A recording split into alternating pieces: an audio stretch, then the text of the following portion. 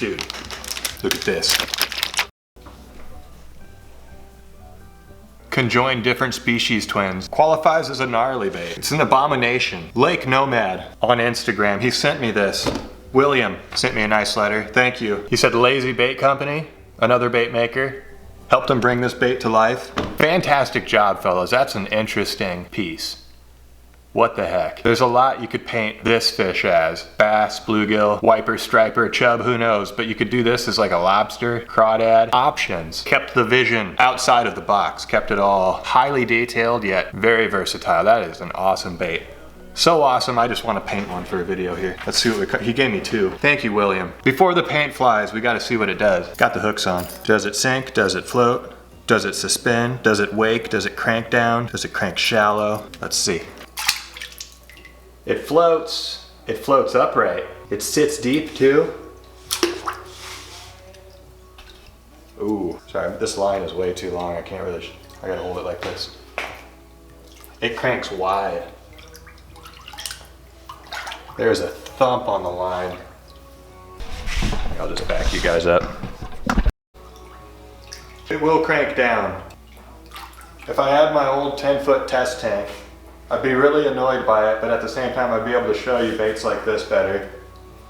Very wide, very cranky action. That makes me excited to paint it. Okay, we taped the lip up, but wanted to say, since that action is so aggressive, so thumpy, makes me not afraid to pile on some effects, some glitters, some foily stuff, you know, maybe some powders, things that really let all that detail express itself. Do we really need to start with white? I think I have this resin that it was made out of, and it's very, very white. There is no lead hole. The weight must be internal and on the wire when it's casted. So, starting with,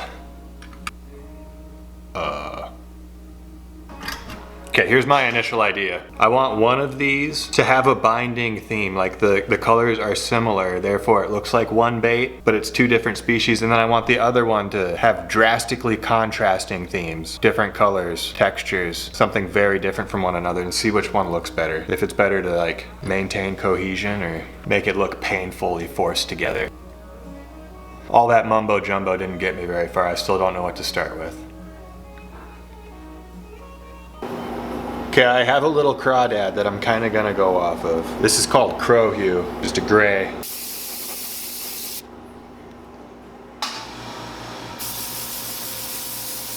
You can see that wasn't just a dark gray. There's just a tiny bit of green in that, if you look at it in the sun. That's a good start. We're gonna get crazy real quick here. This is called Swamp Craw. Some 8-bit baits powder. We have to mix it. You gotta make your own translucent base. I use reducer, balancing clear in this, and just add the powder. Make sure there's no clumps in that powder. You stir it for a while. If there's a clump that gets to the nozzle of your airbrush while you're shooting, it'll clog it instantly. You don't want any clumps. Cheers. Want to do the whole thing evenly, even the belly. So that's just one coat, and you can barely see it. It's there. It's got some craw-like shine to it. We're gonna heat gun it. We're gonna be really patient and apply the exact same coat, heat gun it, apply, heat gun, probably like 5 times. We're not gonna get any drips. The drips are your nemesis during this step. Okay, same cup we mixed all that in, but we're adding this. Wicked gold yellow. A little bit of reducer. But I'm starting with the yellow and working my way down. More on the top of the head. It needs the most like burnt orange color. I was gonna use metallic copper, but then I saw a color I didn't even know I had. Metallic burnt orange, perfect. The obsessive collection of paint shelf provides. I just need to come at it. Oop, I touched it. It was dry. I just need to come at it straight at the nose of the craw and try not to move. It's gonna look so dramatic. That paint smells like sugar cookies. Okay, this is looking so natural. There's so much more to do, but we're at a good spot. I need some of this color in the gills of that bluegill. Tie it together a little bit. Okay. Blue. Dramatic difference in all of the colors we've been doing, because that's why this is going to look good. The legs down there curled up nicely against the body. Gonna come in with the micron. Place some blue exactly where it belongs, because the same blue is going to be on the gills, and that'll, you know. I've been getting too picky lately. I'm reducing everything I shoot. Used to not be this way. Turning into an airbrush snob. Need my perfect paint consistencies. Spend most of my time stirring nowadays.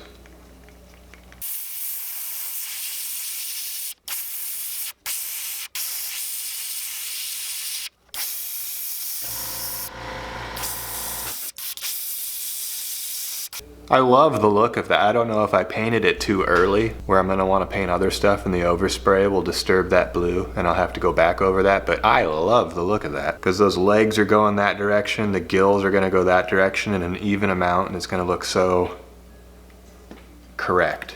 I feel like I might want the gill to be just a little brighter than the legs.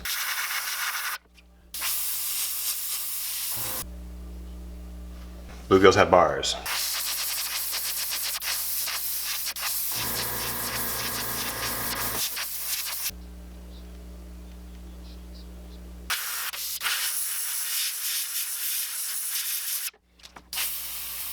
Okay, I tried to be super careful with that blue. That can be dangerous, the overspray on it, but I sprayed white behind what I wanted to be blue, so that's helped.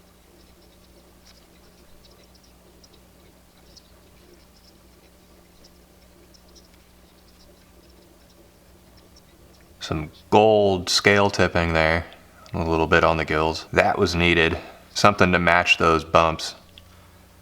We need some orange on the sunfish belly.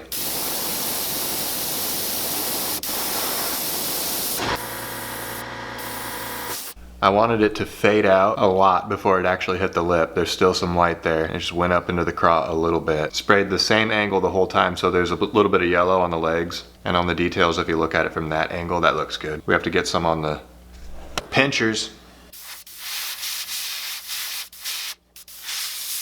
That is the base for more burnt orange metallicness. I see the light at the end of the tunnel. I have the plan. I always rush the end because I'm like, I want to see it. I want to get there.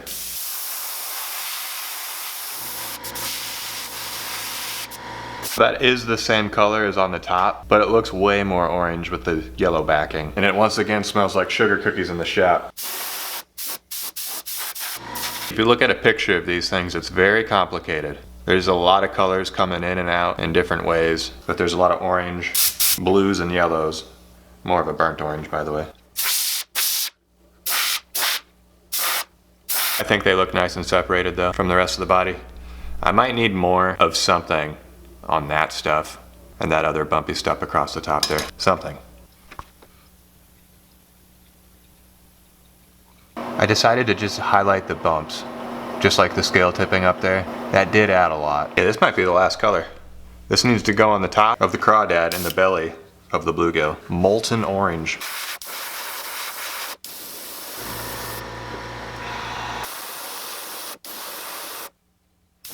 A little bit down there, you can still see it from the side, fades into yellow. And that is a very craw-like color for the top. But you don't see it very much from the side, so. If that was just everywhere on this thing, it would throw it off so hard.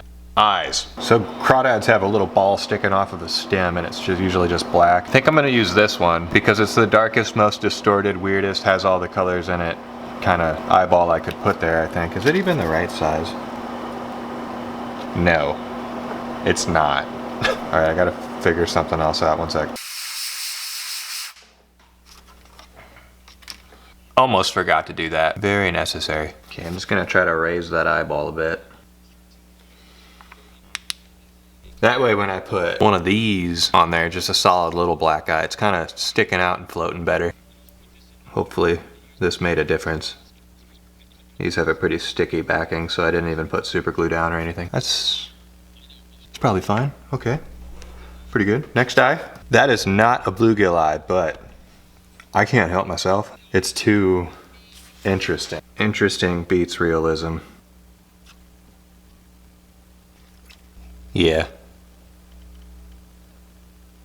Red would have just been so typical, you know? With that orange, yellow, blue, traditional bluegill look, it's like holographic red eye, and he just lobbed it in with the other 20 billion that exist already. But unfortunate genetic conditions are interesting. If that's your reality, at least you can say that. There you go. Clear coat.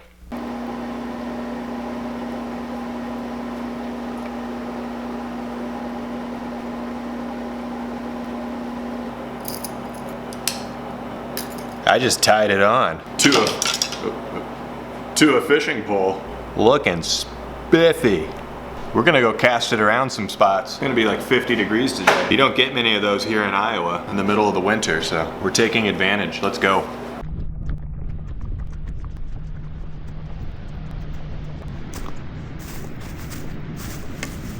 It's kind of cold still. See if we can thump some interest out of them. Sorry, that didn't make any sense. I would freak out so hard if we got a pike or something. This is such a thumpy bait for winter. It stays very, very high. I thought it would dive a little deeper than that, but it is almost a wake bait, which makes me feel like I could cast this for literally a week straight, not even sleeping or eating, and never catch a fish with it in this kind of weather. Come springtime, I won't be able to keep them off of it. I'm just gonna switch it up to some jigs and stuff for a second. Maybe I could bring a walleye home, make some tacos or something.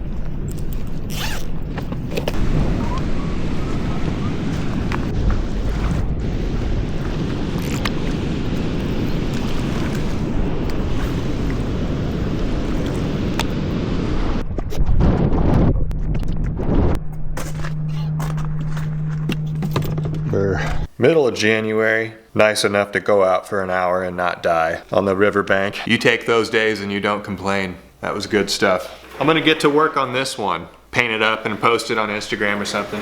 Thanks for watching. On to the next bait.